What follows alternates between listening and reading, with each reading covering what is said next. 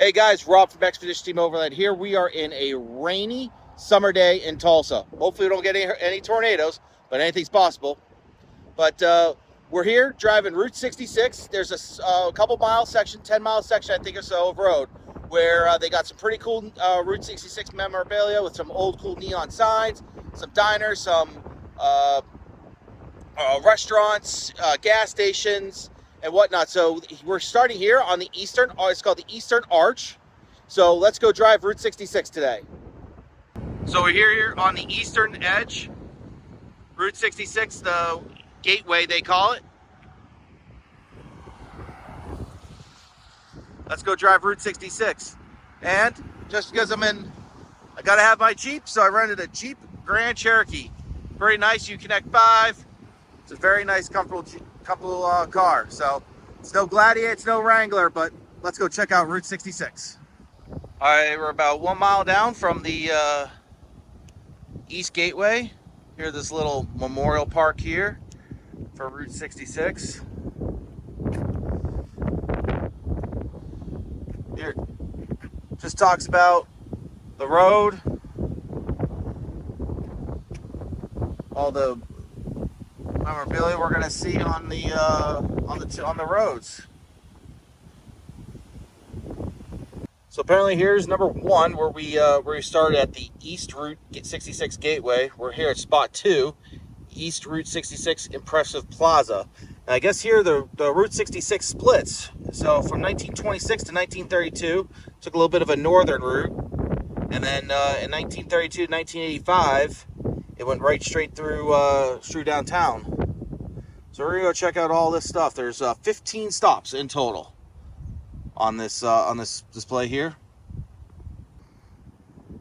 So a little history here of Route 66. From Chicago, Illinois to Santa Monica, California, historic Route 66 connected the unique identities of rural lands, small towns, and urban cities into an iconic fabric effectively named America's Main Street. The highway became a local street busy with adventures exploring this vast country, businessmen seeking expanded commerce opportunities, and families traveling to new homes and new lives.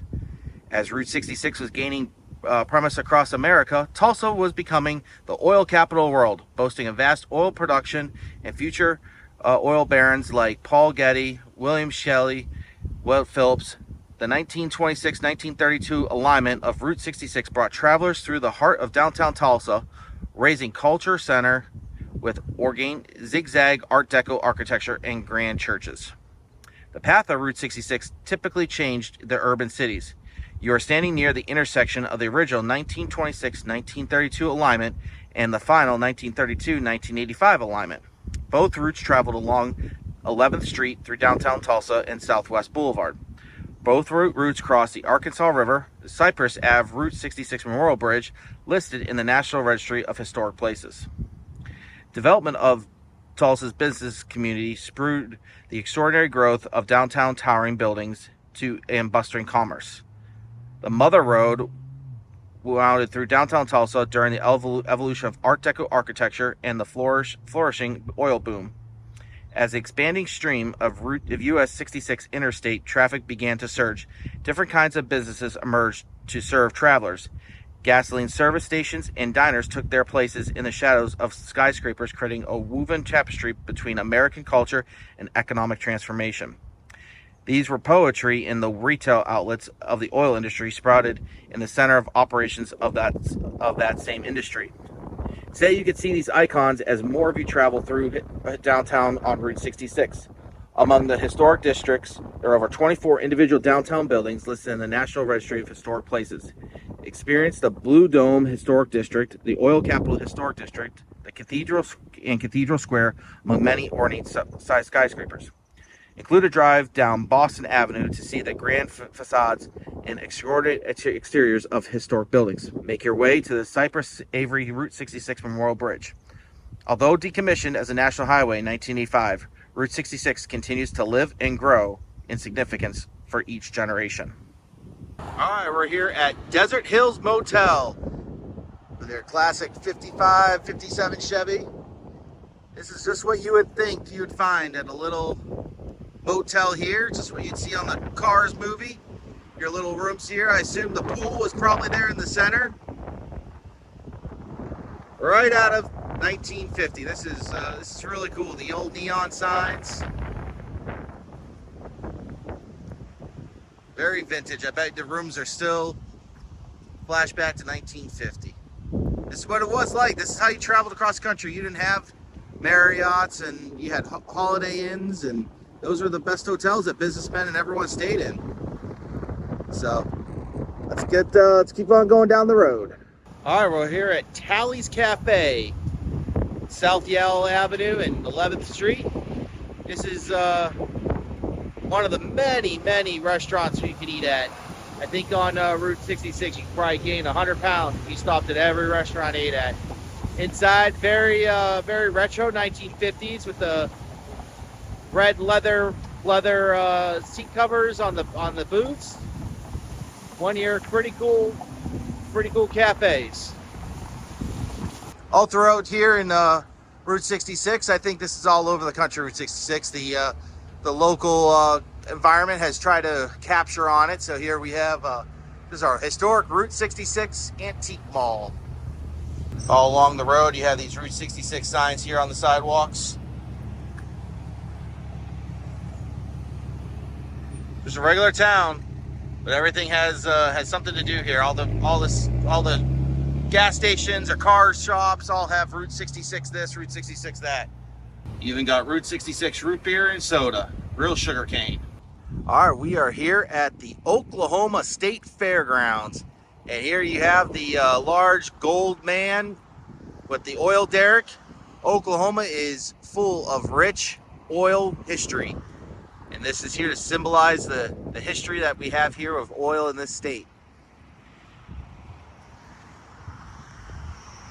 It's a little bit of a detour off of Route 66, a little bit south of the road, but we had to come here and see it. So let's get back up north up to Route 66, see what more we can find. We are at the Mother Road Market.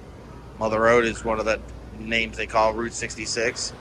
It's got 2 rows here of food and a nice big outdoor area for you to eat. They got like games and such that people can play. So this is in the Market District of Route 66 Market District. All the street lights are Art Deco style with nice, newer concrete, stuff like that. They've just really made it all new and all that. So we got a lot of little shops here, knickknacks, but mostly food. Looks like some good stuff. So let's go continue down the road. All right, here we are at the Campbell Hotel. Here up on the building, it says built 1927. This is just one of the original hotels here on Route 66. And down here is here's one of those other companies that have tried to work on the 66 name. It's Tom's Bicycle 66, but the U.S. highway insignia. So cool old building. This is probably one of the better hotels and on the road that people would travel, businessmen and such not. So let's keep going. Also, here is Gallery 66. Once again, jumping on that name. A bunch of the roads in this district. We're here in the Market District, they call it. You got a lot of the Art Deco buildings. We'll drive through here and show what it looks like. Here we are coming through 66 Market District. You can see they got the cool retro tile style street lights.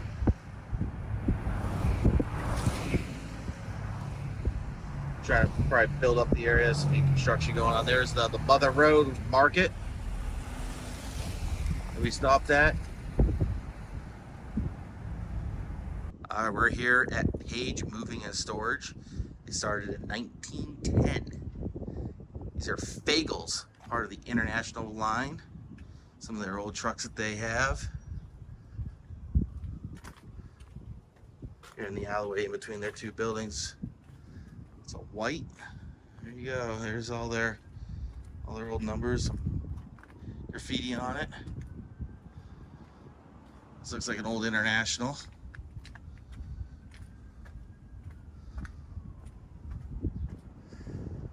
Really cool Art Deco building. Here we have another company capitalizing on the 66 name, Barbershop 66. Razor Edge 66. All right, here we are at the Lehigh building. It's Rancho Grande Mexican food. This building, John Leah, a local grocer, constructed the two-story brick building in 1921 to house his store on the first floor and apartments above. Clerks from the grocery store often lived in the apartments upstairs. John and his wife operated the grocery store for about 10 years, after which it became Theo Wilkes Barber Shop, Bass Divine Tailors, and furthers occupied the space next to Wilkes. In 1953, Ruby moved her restaurant El Rancho Grande and its large neon sign from downtown Tulsa to the Lehigh building. It was one of the first Tex-Mex restaurants that Western motorists from Chicago would encounter on Route 66. Thus, it became a place that travelers had the opportunity to try this cuisine for the first time. They still serve locals and travelers today. The Nighthawk dish was named after the 5 great Mexican meals in the United States. We'll go check out more of the landmarks here on Tulsa's historic Route 66. All right, right down the road from El Rancho is Buck 66. Old gas station, it looks like. We're here in a newer area they've made up. Got all these old neon signs and Art Deco architecture. Let's go check it out. The history of metal gold. George Haskell and William Botsworth lost their jobs with the bankrupt Fremont Butter and Egg Company in 1893. A year later, in Beatrice, Nebraska, Haskell and Botsworth formed a partnership and began purchasing butter, milk, and eggs from local farmers for resale. Ultimately, they began churning and packing the butter in their own plant and distributing it to the area grocery stores, restaurants, hotels under their own label. By the turn of the century, the company was shipping dairy products across the Midwest. During the same period, approximately 100 miles to the southeast, the Continental Creamery Company of Topeka was producing butter and competing with Haskell and Botsworth. On November 12, 1901, Continental was granted a trademark by the U.S. Patent Office for the name Meadow Gold, a name that has been selected by Continental employees through a contest in search for a name to describe the gold quality of their fresh, creamy butter. On March 1st, 1905, the company was formed by Haskell and Botsworth, was incorporated as the Beatrice Creamery Company of Iowa. That same year, Continental was purchased by Beatrice and its Meadow Gold brand joined the Beatrice Creamery Company family of products. Beatrice moved to Chicago in 1913, and by the 1930s, around the time of the Meadow Gold sign was originally erected, the company was one of the major dairy companies in the United States. By beginning of World War II, the Meadow Gold brand was a household name in much of America. Saving the Meadow Gold sign. Erected in 1934, the Meadow Gold sign stood above its rooftop perched on 11th Street, historic Route 66, and South Lewis Ave for nearly 7 decades and served as a reminder of days gone by of the milkman and deliveries of dairy products to the porches and front doors of America. In August 2004, the Tulsa Foundation of Architecture applied and received a grant from the Route 66 Corridor Preservation Program administered through the National Park Service to restore the Meadow Gold sign at its original location, where the one-story brick building on which the sign stood those 70 years was purchased.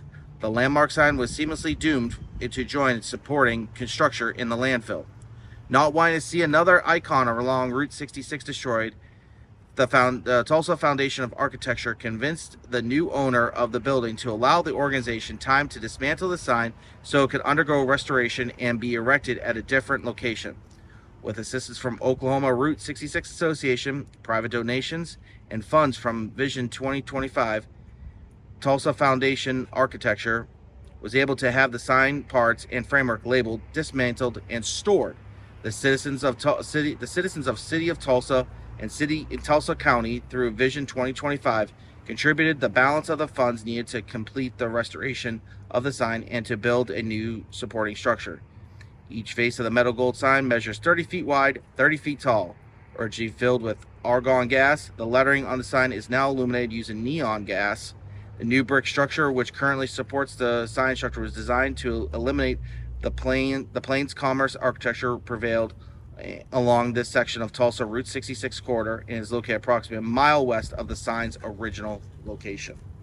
All right, we're at Sire Street Abbey Plaza here at the eastern side of the Arkansas River. They have this little monument here to the horses and then the evolution of the motorized vehicle taking people from the eastern side of the country out west for new homes and new possibilities. Here's the one of the old original roads. It's now an abandoned bridge that goes across the Arkansas River. All right, here at the Route 66 Neon Park. Neon signs were a trademark back in the 50s. They used the bright lights, was able to attract customers. Here we have 3 signs that were used in Route 66 here in Tulsa. Let's learn more about them. Tulsa Auto Court. When Route 66 was originally established in 1966, it came into Tulsa from the east on 11th Street, but turned north onto Mingo Road for 1 mile and continued into downtown on Federal Drive, now Admiral Place. Although the Tulsa Auto Court was established in 1950s, long after Highway 66 was realigned to take 11th Street all the way into downtown, it joined a host of other automobile and traveler-related businesses that were established during the early motor road years. The neon sign out front was a vibrant way to encourage people to stop for the night. Originally owned and operated by Mrs. Charles Watt, this motel also featured wall furnaces, full tile bathrooms, and kitchenettes. It continued to be known as the Tulsa Auto Court until 1989. Oil Capital Motel. Robert and Betty Saxby opened the Oil Capital Motel in 1958, 1 year before the road was designated as the US 66 bypass. The exterior is made of cedar, and each of the 24 rooms were filled with cowboy-style oak furniture. The oil derrick and pump jack out front were donated by Bethlehem Steel and lit at night. This unique feature, along with the large neon sign, made it easy to remember for traveling salesmen that came through regularly. The on-site swimming pool and Bel Air Drive-In across the street also contributed to the motel's popularity. The Saxbys, along with business partners John and Earl Lewis, sold the property in 1962 to Lee Van Hout and remained the Oil Capital Motel until 1994. Will Rogers Motor Court. Paul and Dora Johnson purchased the motel in the mid-1940s, a few years after it was built. Their son Paul Jr. started managing the property in 1947. The iconic neon sign was built 4 years later. That shining beacon, coupled with awards from AAA, Duncan Hines, attracted leisure travelers from all over. The motel had 36 rooms, all with all the amenities. A swimming pool was added in 1958, along with several more rooms to handle the increased traffic. The office switchboard was not only connected to each room, but also McCall's restaurant next door. A local diner provided room service for the guests. After the bypass was completed, business dwindled. The Johnson family sold the motel in 1977, after which it was used for storage. Sadly, it was demolished a few years later. Even the local Goodwill Donation Center is capitalizing on the Route 66 with the neon lights and the 66 logo. Now the Goodwill Donation Retail Store is capitalizing on the Art Deco neon with the arrow and the typical Route 66 logo. All right, here we are at the historic Route 66 Village. You got a bunch of railroad cars here, locomotives. But first, we're starting out with a old historic filling station, Phillips 66. The old pumps that'll tell you how many gallons you're putting into the vehicle.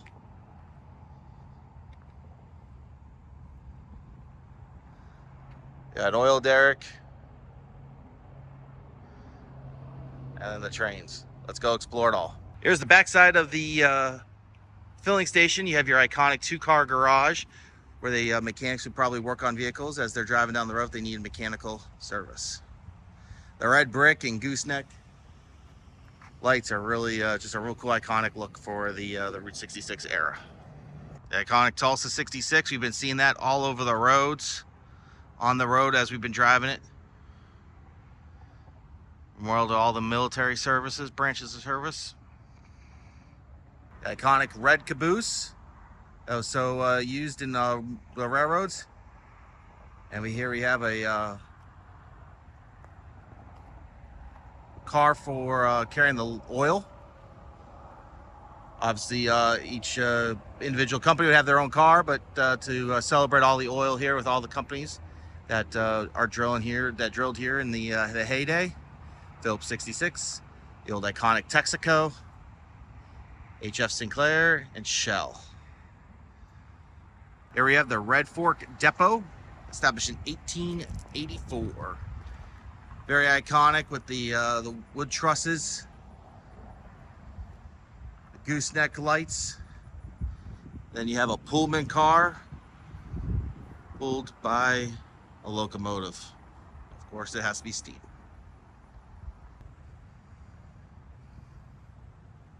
Old Ford truck, Railway Express Agency, probably one of the companies that would move mail and boxes for the railroads. It's also an event center. You could have your parties and weddings and get-togethers here. Real cool, iconic feature for if you live in this area.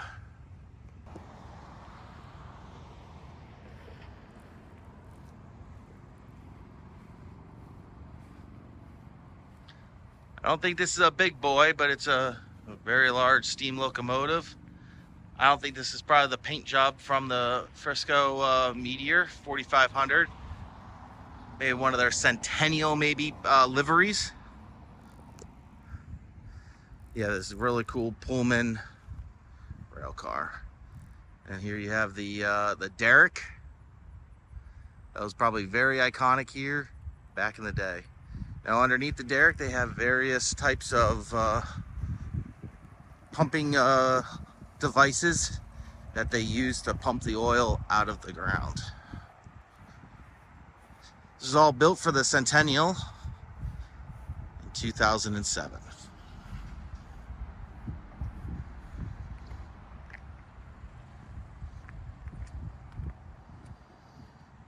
All right, guys, well, that's a wrap for today.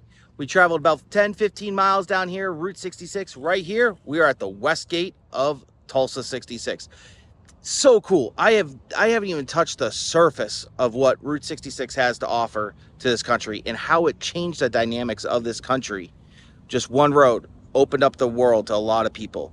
Travelers to see what was across the country, and businesses to thrive.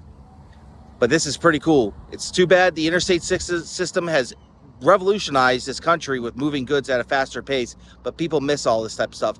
If you watch Cars, the movie, it digs into this about the meaning of how the highway has changed this country for the good and for the bad. But Route 66, a real cool, iconic feature of this country. Can't wait to drive the entire road from Chicago to Santa Monica. Well, from the Western Gate of Tulsa 66, this is Rob, Expedition Team Overland. Have a great day.